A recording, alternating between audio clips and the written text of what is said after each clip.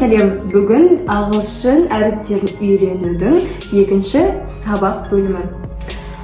Hello, Ажар. Hello, teacher. Nice to meet you. Мен сені көргеніме қуаныштымын. Ендеше біз сабағымызды бастайық.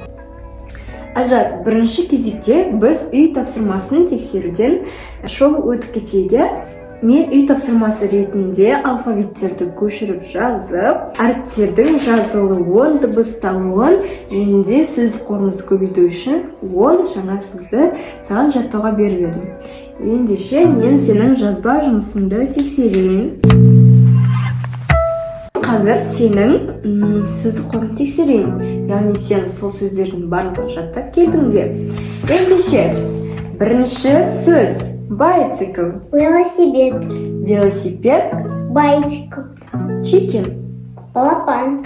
Балапан. Chicken. Elephant. Пыл. Піл. Elephant. Flower. Гүл. Гүл. Flower. House. Үй. Үй. House. Ханшайым. Queen. Queen. Queen.